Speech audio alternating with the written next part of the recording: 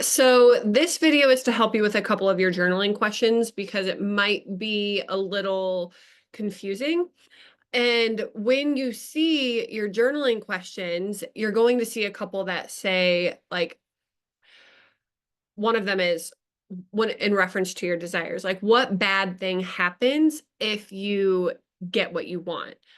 And then another question that you will see is, how is not getting what you want actually a good thing? How is it actually keeping you safe?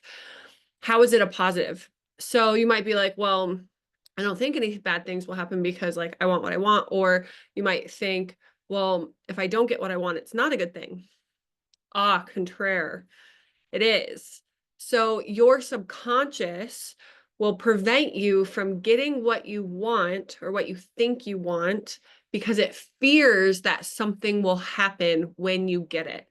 So when you are thinking about changing your beliefs and like having the beliefs that are supportive to the lifestyle that you want, I want you to go through each belief, and this might seem tedious, but trust me, it's going to pay off.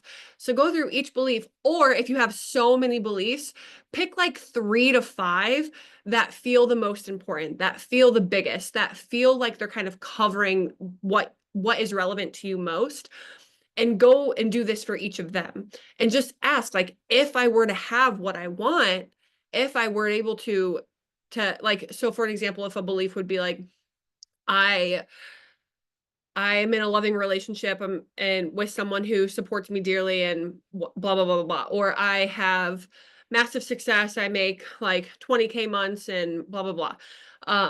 If that is a belief that you want, that's a desire that you have, but it's not here, then ask, what bad thing happens if I actually get this? So what bad thing happens if I actually get this? And just wait to see what comes up, because there's probably some fears of some stuff, of some shit that can go down if what you want to happen actually happens. And that's why your subconscious has sabotaged you from moving forward. Furthermore, once we get an idea of what fears we have around these things happening, another question that you will see is along the lines of, how is me staying exactly where I am a good thing? How is me not getting what I want a good thing? Those are basically the same question asked in 2 different ways. So I want you to reflect on this. How is it not a good thing? Or how is not getting what I want a good thing?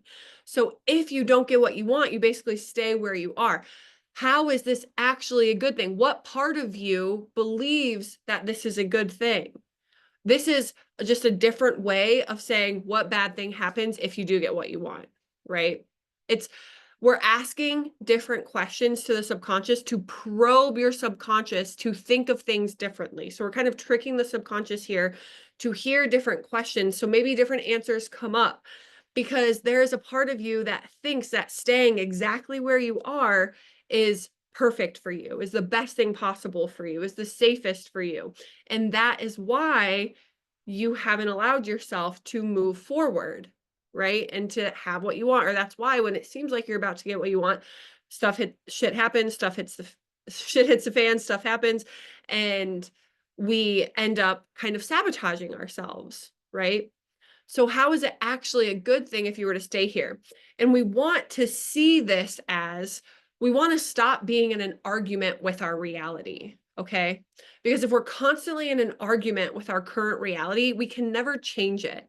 So yes, there may be stuff that's happening right now that you're like, oh, I hate this. Like, I can't wait for this to be transformed. Or like, oh, I want this thing to happen so badly. Like, I'm struggling.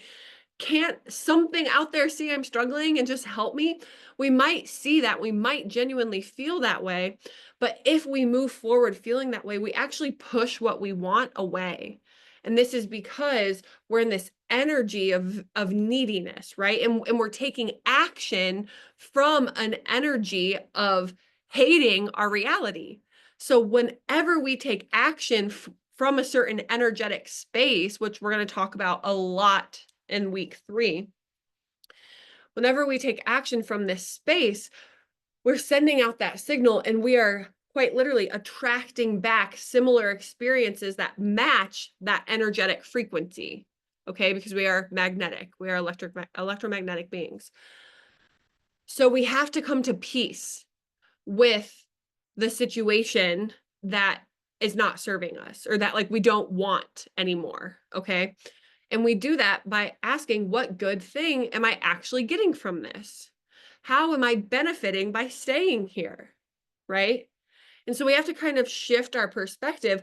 But once we can neutralize it, once we can bring that to the forefront of our mind, the positive aspect of it, because remember, there's a positive and a negative aspect to everything in life, because everything is inherently neutral. We give things meaning. Nothing has meaning until we attach it, right? So we have been attaching a negative meaning to something in our life. We can shift it for a positive meaning. And when we do that, we kind of free the chains that that thing has on us. And we free ourselves from it so we can finally move forward. But it has to be acknowledged, because until it's acknowledged, our subconscious will continue to create experiences that match this belief. Okay. So when we come to peace with it, when we see like, oh, okay, actually, I can see how this is a positive thing. I can see how this situation is actually supporting me. Then we release that hold on it. We release that energetic hold on it. We neutralize the energy of it. And when anything is neutralized from it being like a super, super negative experience where our subconscious is on high alert and wants to keep us safe, now we've neutralized it because we can actually see how it can be a positive, how this has actually helped us in some way, how it's kept us safe. We can see that. Now we're like, oh, okay, I see. So now I feel neutral about it. And from this place, I can now move into the energy of a new belief. All right. It's a little challenging to move from the energy of like, it's going like, if you dive down into a pool or an ocean or a lake or wherever, if you dive down 200 feet, you can't expect to be at the surface like that. You have to first ascend. Okay. You have to first ascend up into closer to the surface of the water, right? This is the same thing. So if we're like very, very, very like low and attached to a belief, and it's been serving us for a long time, and we have all these subconscious fears about not experiencing this thing anymore, or we have all of these like attachments to it, we're not going to be able to just like rid ourselves of that. We have to go up the process. We have to move up into like 150 feet, 100 feet, 50 feet, 25 feet, 10 feet surface, right? And the closer we get to the surface, it's like the easier it feels to kind of just push ourselves up and get above the water. Okay. It's the same thing. So we want to neutralize the belief. That's getting yourself up to like 100 feet, or getting yourself to like the side of the wall where you can bounce yourself up if you're in a swimming pool. Not that there's 200-foot deep swimming pools. This is just an example off the whim, off like off the whim. I'm like, what else can I say here? Because that sounds weird, but whatever. So yeah, once we get to the wall, we can push ourselves up, and then it feels a lot easier, right? So that's why we want to neutralize the energy here. So I just wanted to create this video because those questions, sometimes our knee-jerk reaction is like, bad things won't happen. That's why I want this thing in my life. Or it might be like, how, like, my current reality isn't a positive thing. This isn't serving me. But it is. Okay. There is always something there. So let's extract that. Let's neutralize it by getting honest with ourselves. And then we're collecting more information about our subconscious to move forward into the next week. So have fun with your homework. I will see you in the next video.